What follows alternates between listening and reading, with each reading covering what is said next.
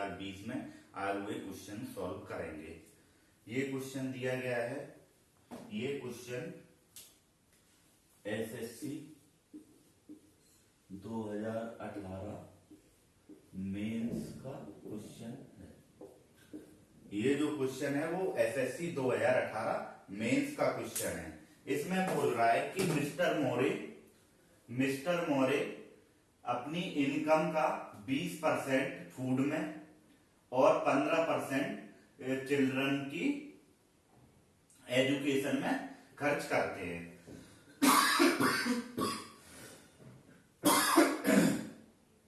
यानी मिस्टर मोरे 20% अपनी monthly income का 20% फूड में और 15% बच्चे की शिक्षा में खर्च करते हैं। रिमेनिंग का 40% इंटरटेनमेंट और एंड ट्रांसपोर्ट पर कितना 30%, ट्रांसपोर्ट और मेडिकल पे कितना 30% खर्च करते हैं। यदि इस सारे खर्चे के बाद भी मिस्टर मोरे के पास 8,775 रुपए बचते हैं तो मिस्टर मोरे की मंथली इनकम क्या है।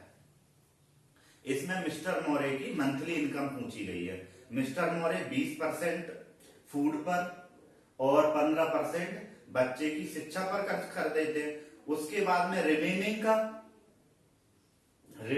40% इंटरटेनमेंट पर और 30% ट्रांसपोर्ट और मेडिकल पे खर्च कर देते हैं। इसके बाद भी मिस्टर मोरे के पास 8,775 रुपए बचते हैं। तो मिस्टर मोरे की मंथली इनकम क्या होगी पूछा गया है।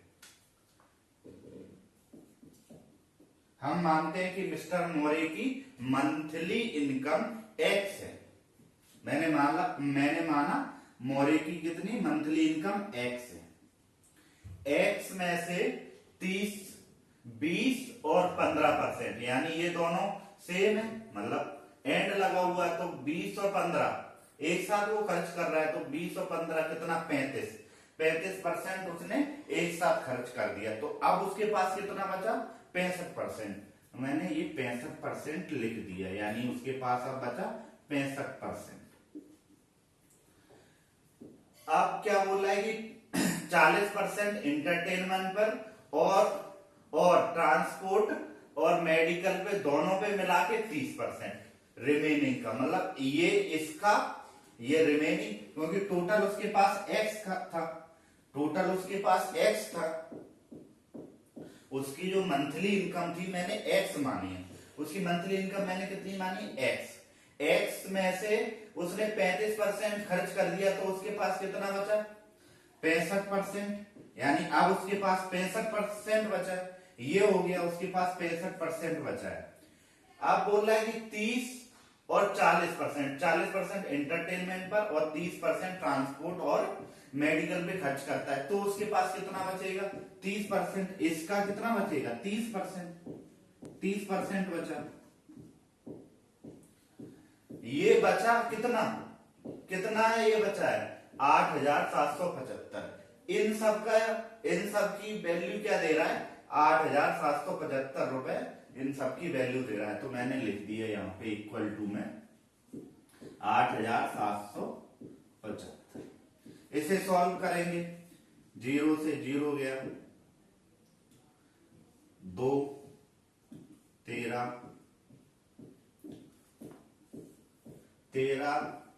6 78, इधर गया तो 7 91 फिर 65, यानी 3 से काटा मैंने, 3 काटा तो 2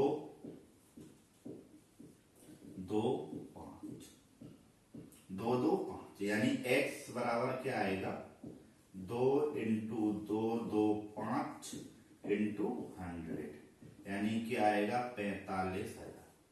यानी मिस्टर मोरे की इनकम मंथली इनकम क्या होगी 45,000। मिस्टर मोरे की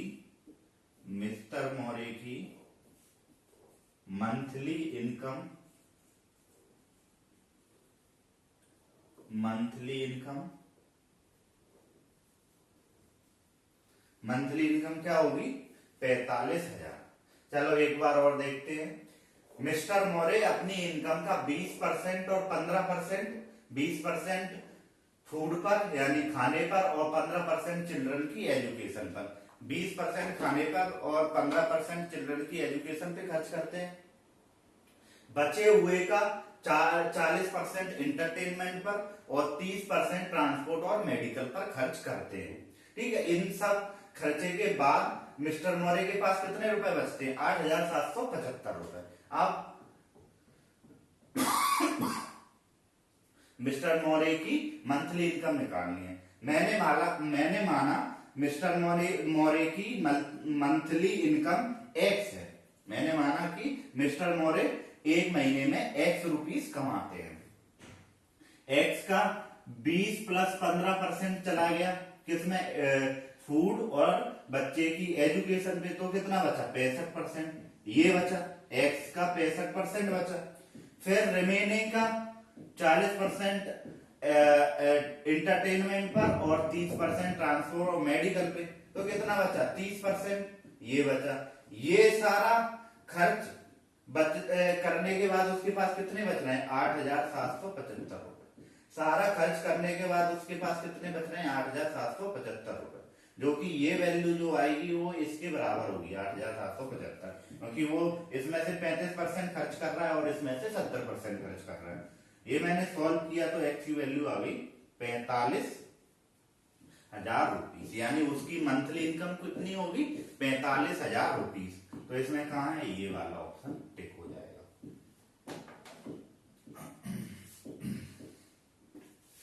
चलो नेक्स्ट क्वेश्चन देखते हैं।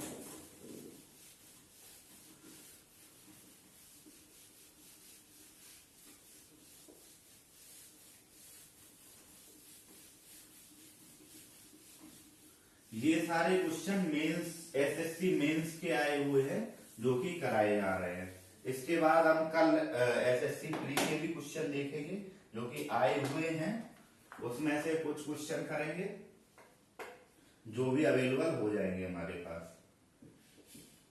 इन क्लास 60 स्टूडेंट्स, कितने बच्चे हैं? 60।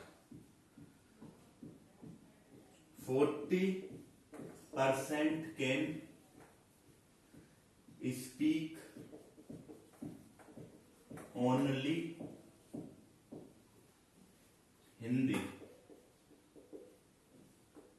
25% can speak only English,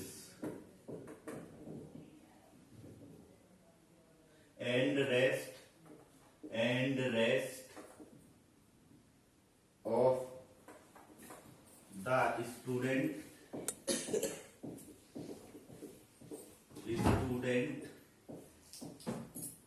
can speak both the language.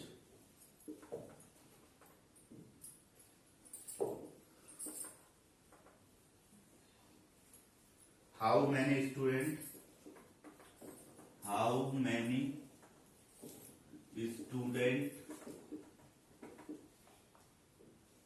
can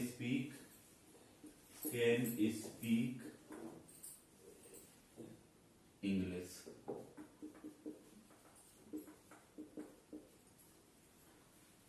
A 32, B 28, C 36 और D 15।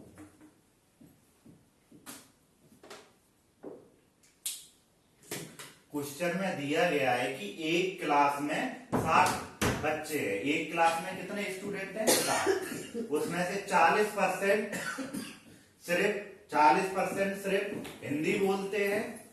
एक क्लास में 60 स्टूडेंट हैं। एक क्लास में 60 स्टूडेंट हैं, जिसमें से 40% सिर्फ हिंदी बोलते हैं, 25% सिर्फ इंग्लिश बोलते हैं, बाकी के बचे हुए दोनों लैंग्वेजेस बोल लेते हैं। तो क्या पूछ रहा है? How many student can speak English, कि कितने बच्चे हैं जो कि इंग्लिश बोल पा रहे हैं, यानी कितने छात्र हैं जो इंग्लिश बोलते हैं। सॉल्व करते हैं। 60 दे रहा है, 60 का 40% निकाला, 60 का 40% कितना आएगा 24, 24 स्टूडेंट, जो कि क्या बोल रहे हैं सिर्फ हिंदी। इसका 25% कितना आएगा 15 स्टूडेंट, जो कि कितना बोल रहे हैं इंग्लिश, ओनली इंग्लिश बोल रहे हैं। 24 प्लस 15, 24 प्लस 15 कितने होंगे 39, यानी 39। ये 60 में से घटाएंगे, 39 का डिफरेंशिएट करेंगे तो ये आएगा 21, यानी 21 स्टूडेंट होंगे जो कि हिंदी प्लस इंग्लिश दोनों बोल रहे हैं। रिमेनिंग बोला है तो 21 आएंगे स्टूडेंट जो कि दोनों भाषाएं बोल रहे हैं। 21 प्लस के 15,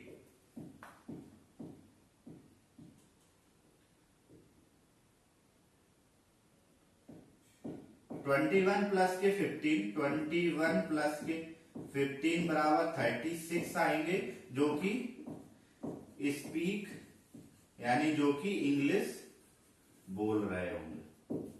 ठीक है, समझ में आया? चलो नेक्स्ट क्वेश्चन करते हैं। ये सारे क्वेश्चन बहुत सिंपल हैं, बस इनकी लैंग्वेज पकड़ने आना चाहिए कि क्या बोल रहा है क्वेश्चन में। बाकी ये क्वेश्चन सिंपल ही होते हैं, लैंग्वेज एक तो लेंदी होती है और पकड़ में नहीं आती, इस वजह से ये हमें थोड़े टफ से लगते हैं, बाकी सिंपल है।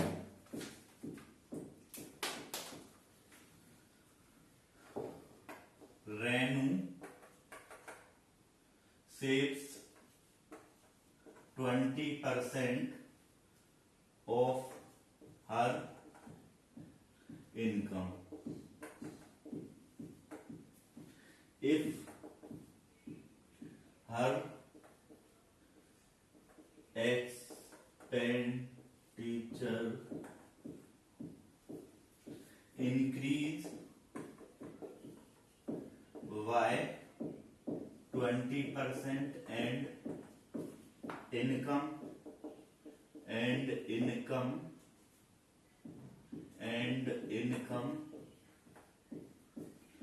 increase by 29%, then her saving,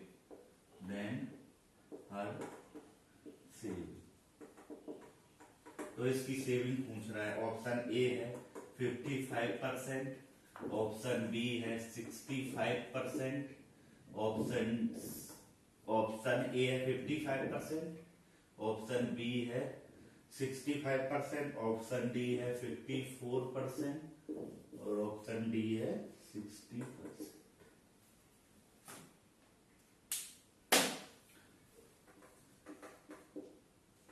question में बोल रहा है कि रेनू अपनी इनकम का 20% सेव करती है। इफ यदि उसका एक्सपेंडिचर 20% बढ़ता है और उसकी इनकम 29% बढ़ती है तो उसकी सेविंग में कितना चेंज आएगा। मैंने मान लिया रेनू की जो इनकम है वो 100% है, ये इनकम है। सेव कितना कर रही है 20%, तो खर्च कितना कर रही है तो 80%, ये एक्सपेंडिचर है इसका। आप बोल रहे हैं कि 25% उसकी इनकम बढ़ रही है, ये 25% बढ़ रही है, सॉरी 29% बढ़ रही है और उसका एक्सपेंडिचर 20% बढ़ रहा है। एक्सपेंडिचर उसका कितना बढ़ रहा है 20%, तो उसकी सेविंग कितनी बढ़ेगी 33%। इन दोनों का डिफरेंस निकालो, कितना आएगा 13/20 इंटू 100, ये 5 बार जाएगा तो क्या आ गई 65%, यानी कि उसकी सेविंग में कितने परसेंट की वृद्धि होगी, यानी उसकी सेविंग में कितने परसेंट का चेंज होगा 65% का। समझ में आया? चलो नेक्स्ट क्वेश्चन करते हैं।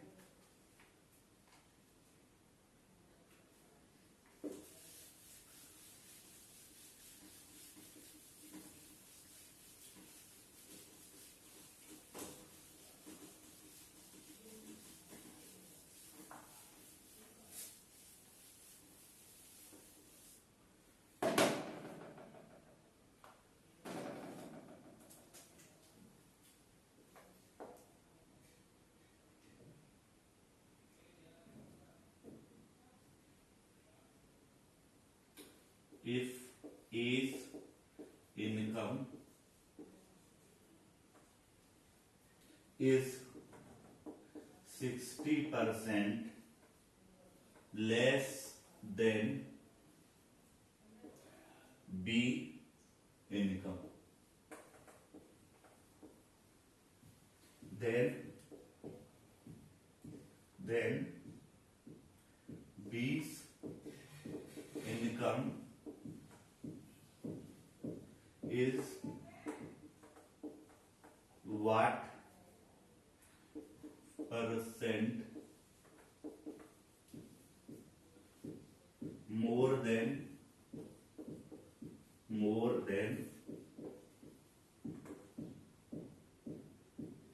that of A's income.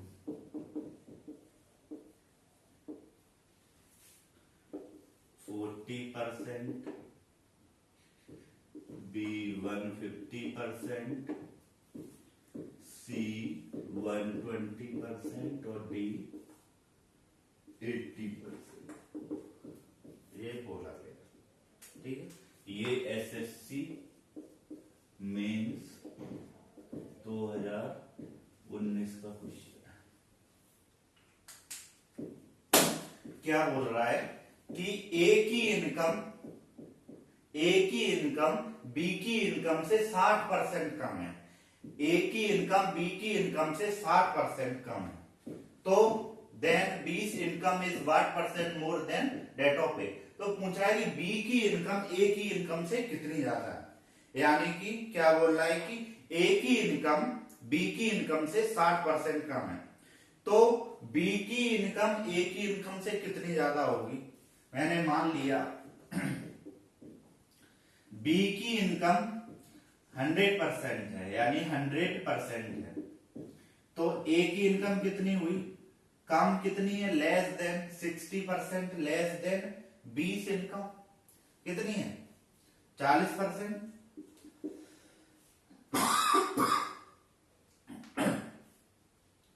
कितनी है 40%। बी की इनकम ए की इनकम की कितनी है 40%। इन दोनों का डिफरेंस कितना है 60%।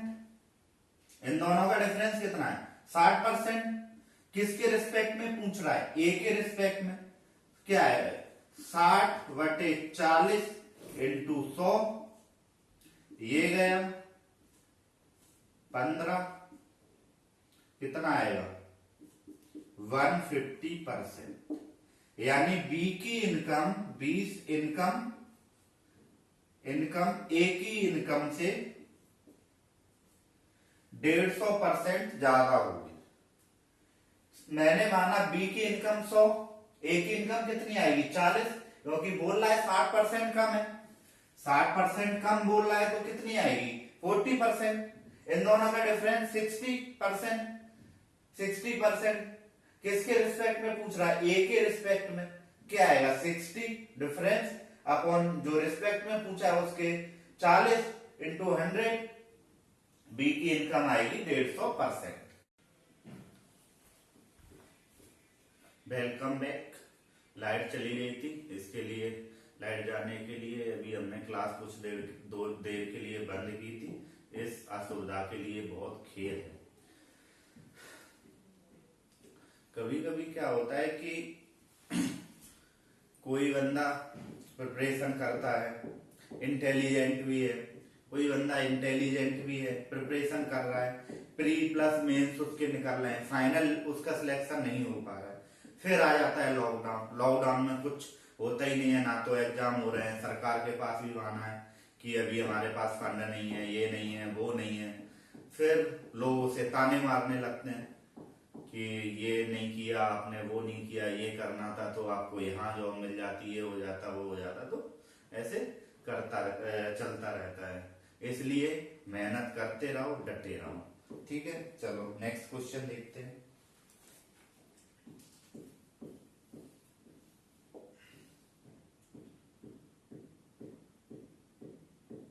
A spends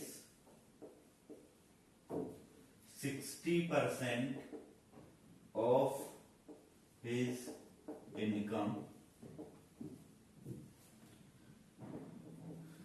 his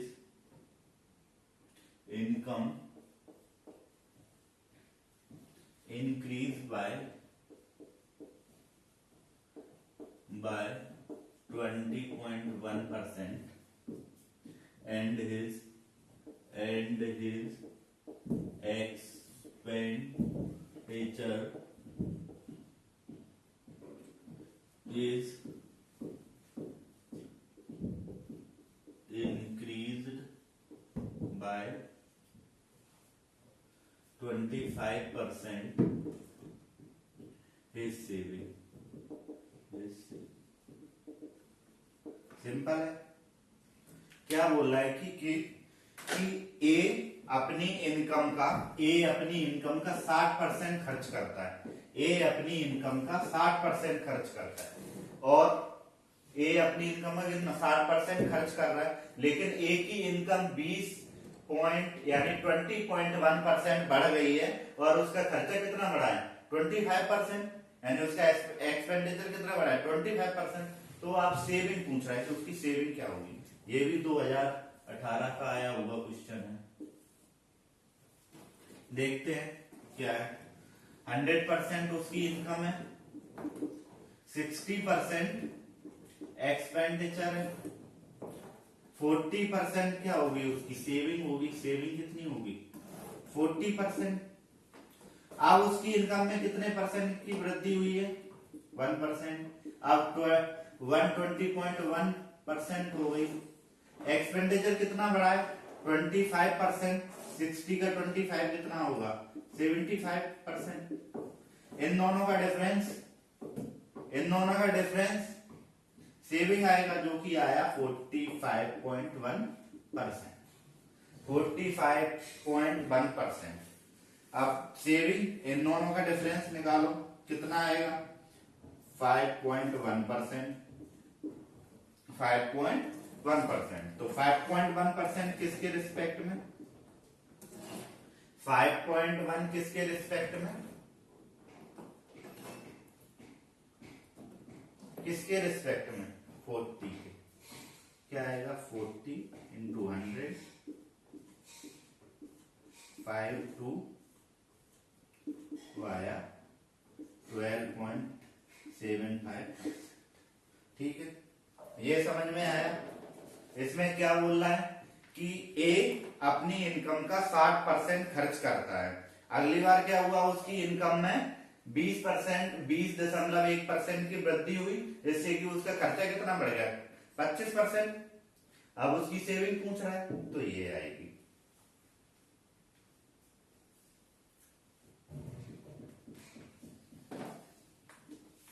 next question करते हैं जो कि लास्ट क्वेश्चन है।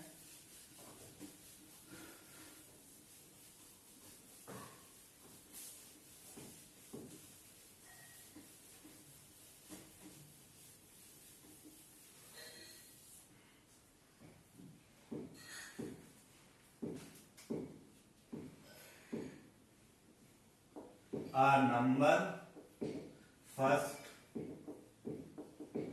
increase by 16% and then increase by 14%. The number so obtained is now decrease by 30%. What is the net increase or decrease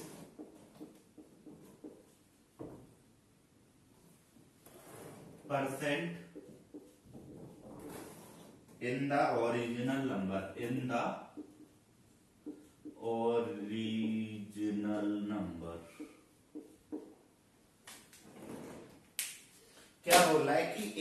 number है, एक नंबर है, पहले उसे 16% बढ़ा दिया जाता है, फिर उसे 14% बढ़ा दिया जाता है। 16% बढ़ाने के बाद जो नंबर मिलेगा उसे कितना 14% बढ़ा दिया जाता है। इसके बाद जो हमें मिलेगा उसे हम 30% डिक्रीज कर देंगे, यानी 30% कम कर देंगे। तो इंक्रीमेंट और डिक्रीमेंट में कितना परसेंट का चेंज आएगा with respect to original number. ठीक है, मैंने 100% ओरिजिनल नंबर मान लिया, यानी मैंने माना कि ओरिजिनल नंबर क्या है 100%। ये क्या है ओरिजिनल नंबर है, ओरिजिनल नंबर है 100%। इसका मैंने 16% बढ़ाया, 16% इंक्रीज किया तो 116% हो गया। इसका मैंने फिर से 14% इंक्रीज किया, 116 का 14% इंक्रीज करेंगे तो क्या होगा 100,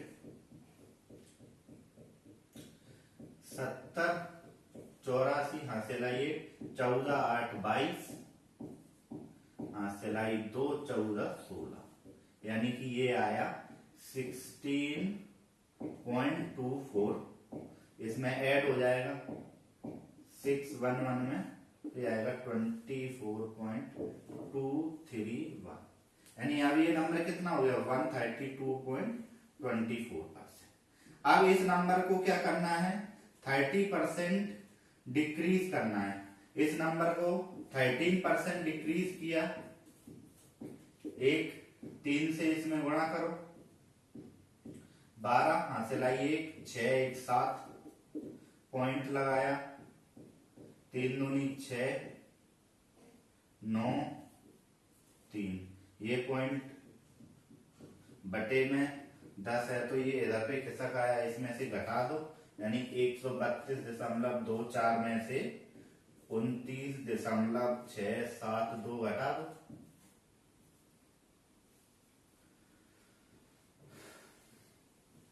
8, और ये 4, 2, 4, 14 में से 8 गया तो 6, 7, 12 में से 5, पॉइंट ये 10 हो गया 2,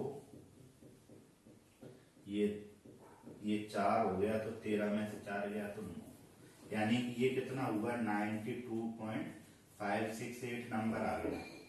तो लगभग ये कितना हुआ 60% डिक्रीज हो गया, यानी कि कितने 60% डिक्रीज हो गया।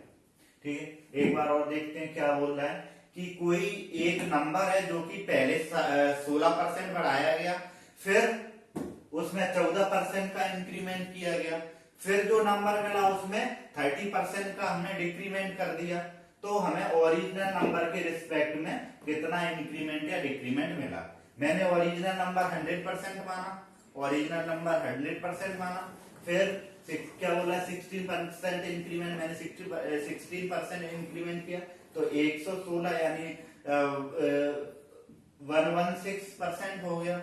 इसका मैंने फिर 14% इंक्रीमेंट किया, फिर से मैंने 14% इंक्रीज किया तो ये आ गया 132.24%। फिर से मैंने क्या किया इसका 30% डिक्रीमेंट कर दिया तो मेरे पास नंबर आ गया 92.568। इसके रिस्पेक्ट में कितना लगभग अप्रोक्स में 7% डिक्रीमेंट दिखा रहा है। ठीक है, ये सारे क्वेश्चन एसएससी मेंस 2018-19 में आए हुए थे, वो क्वेश्चन हमने किए। आज नेक्स्ट कल से हम नया टॉपिक स्टार्ट करेंगे जो कि होगा profit and loss. Thank you very much.